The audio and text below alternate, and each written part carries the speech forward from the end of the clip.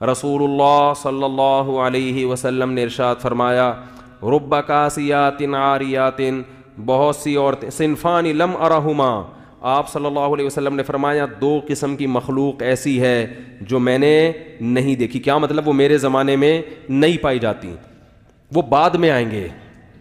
اور یہ اشارہ اس سے مل رہا ہے کہ وہ قومیں مسلمانوں میں پیدا ہونے والی ہیں. فرمائے ایک ظالم حکمران جو عوام پہ ظلم کریں گے، ہر وقت کوڑا لٹکا رہے گا ان کا. دوسرا فرمایا کاسیات عاریات، ایسی عورتیں جو لباس پہننے کے باوجود برہنہ ہوں گی، ان کا لباس جسم پہ ہونا نہ ہونا برابر ہوگا. فرمایا رؤوسہن، ان کے سر ایسے ہوں گے کاسنمۃ البخت، جیسے اونٹ کے کوہان ہوتے ہیں، ایسے فیشن کیے ہوئے ہوں گے کہ بالوں کو اوپر سے اٹھا کے رکھا ہوا ہو. تو علماء نے لکھا ہے کہ ایسا چست لباس پہننا جس سے جسم کے اعضاء جھلکتے ہوں، یا ایسا باریک لباس پہننا جس سے جسم کی کھال نظر آتی ہو، اس سے یہ مطلب ہے کہ لباس کے باوجود کیا ہوں گی؟ برہنہ. اور آپ صلی اللہ علیہ وسلم نے فرمایا ایسے ظالم حکمران اور ایسی عورتیں لا یجدن ریح الجنہ وان ریحها لیوجد من مسیرۃ کذا وکذا، یہ جنت کی خوشبو بھی نہیں پائیں گی، حالانکہ جنت کی خوشبو تو اتنے سال کی مسافت سے محسوس ہونا شروع ہو جائے گی. اتنا دور رکھے گا، چاہے یہ نماز پڑھیں، چاہے حج کریں، چاہے زکوٰۃ دیں، لیکن آپ صلی اللہ علیہ وسلم کی حدیث کے مطابق یہ جنت میں نہیں جا سکتی. کتنا بڑا حکم ہے، مگر آج اس حکم کی دھجیاں اڑائی جا رہی ہیں. ایک بات میں بار بار کہتا ہوں، دیکھو اپنی بیٹیوں کو پراپر ڈریس پہنایا کرو.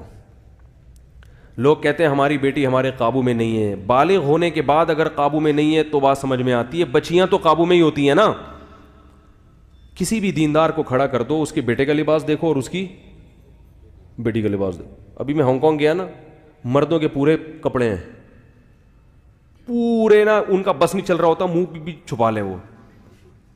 اور ان کنٹریز میں خواتین کے کپڑے کیا ہیں؟ شارٹ، 2-4 اسٹیکر کہیں سے ادھار لے کے، وہ بھی ایسا لگتا ہے جیسے پتہ نہیں کیا تکلف ہے بھائی. یعنی بعض ایک صاحب کہنے لگے ان سے بولو کہ اس تکلف کی ضرورت کیا تھی آپ کو، خام خواہ کی ٹینشن.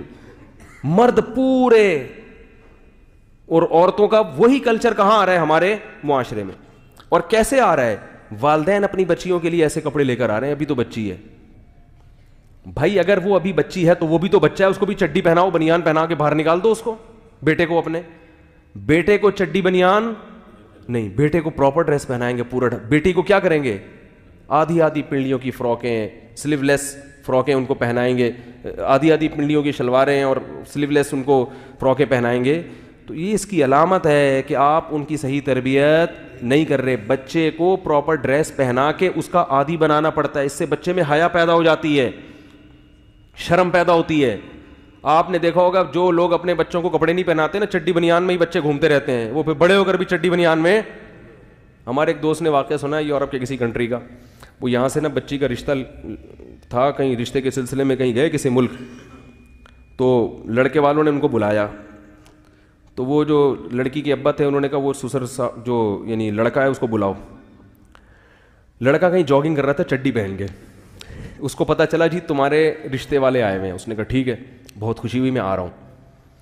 تو وہی چڈی بنیان میں ہی سسر صاحب کے آگے بیٹھ گیا، اور اس نے اپنی طرف سے یہی کیا بھائی جو میں ہوں میں وہی نظر آنا چاہتا ہوں. وہ صحیح کیا اس نے. خام خواہ میں اپنے آپ کو ایسا شو نہیں، میں ایسا لبرل ہوں، پہلے بتا دیا اس نے اپنے ڈریس سے کہ مجھ سے زیادہ توقعات نہ رکھنا، ہم یہ چڈی بنیان ہی ہمارا فیشن ہے. تو چڈی بنیان میں آ کے سسر صاحب کے سامنے بیٹھ گئے. انہوں نے کہا بھائی تو لڑکی والے جب ہمارے یہاں جب آتے ہیں تو بندہ کہیں سے ادھار ہی لے لیتا ہے پتلون. کیا خیال ہے بھائی؟ اس موقع پر تو ہر آدمی کم از کم پراپر ڈریس میں بیٹھتا ہے نا. نہیں ہے تو کہیں سے ادھار لے لیتا ہے، شرٹ ادھار لے لیتا ہے، بعد میں واپس کر دیتا ہے کہ بھائی چلو ابھی فی الحال. تو یہ اتنا لبرل. وہ خیر انہوں نے انکار کر دیا اور بہت اچھا کیا انہوں نے انکار کر دیا. تو کیا ہے کہ بچپن سے آپ اگر مکمل لباس پہنائیں گے بیٹے کو بیٹی کو تو وہ لباس کا